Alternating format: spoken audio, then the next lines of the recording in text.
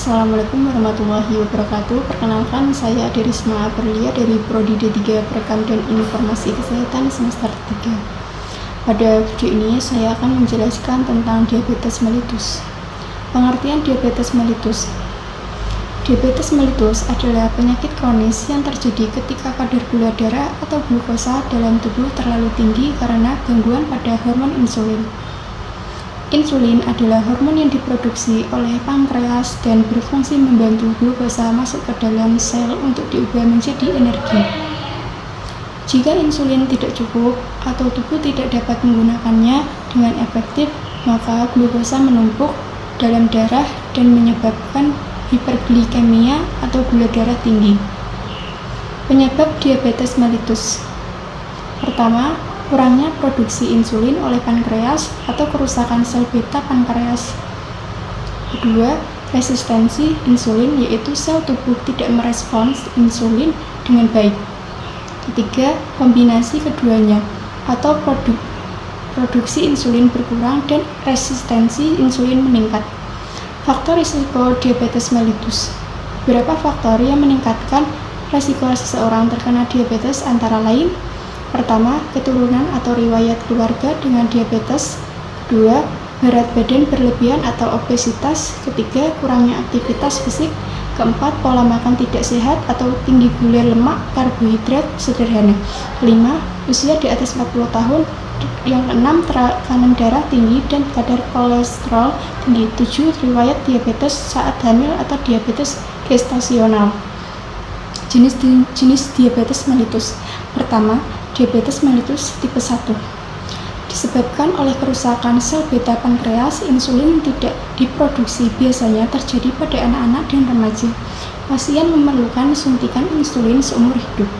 Kedua, diabetes mellitus tipe 2. Tubuh masih memproduksi insulin tetapi tidak efektif atau resistensi insulin.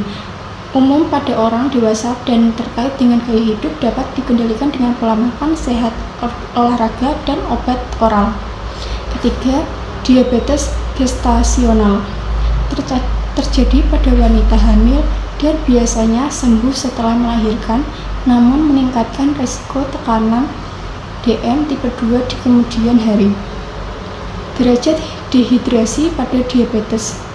Penderita diabetes, terutama jika kadar gula sangat tinggi, dapat mengalami dehidrasi akibat sering buang air kecil. Derajat dehidrasi dapat diklarifikasikan menjadi ringan, haus mulut kering, sedang, lemas, turgor, kulit menurun, berat, tekanan darah menurun, kesadaran menurun. Cara membuat oralit atau larutan gula garam. Untuk membantu mengatasi dehidrasi ringan, campurkan pertama 1 liter air matang, 2, 6 sendok teh gula, 3, 1,5 sendok teh garam, aduk hingga larut dan diberikan sedikit demi sedikit kepada penderita. Pemberian makanan untuk penderita diabetes. Pertama, pilih karbohidrat kompleks atau nasi merah, roti, gandum, dan ubi. Kedua, perbanyak sayur dan buah rendah gula. Tiga, batasi gula, lemak jenuh, dan gorengan. Keempat, makanan dalam porsi kecil tapi sering 3 kali makan utama tambah 2 salingan. 5, minum air putih cukup. Pencegahan diabetes mellitus. Pertama, menjaga berat badan ideal.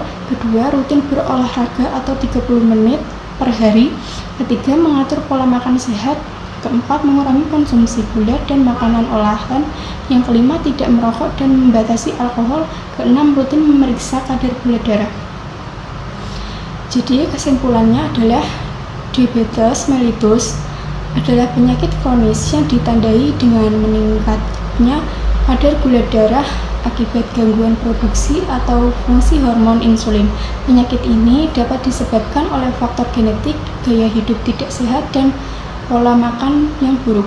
Pencegahan dapat dilakukan dengan menerapkan pola hidup sehat seperti menjaga berat badan ideal, rutin berolahraga, mengonsumsi makanan bergizi seimbang, serta rutin memeriksa kadar gula darah.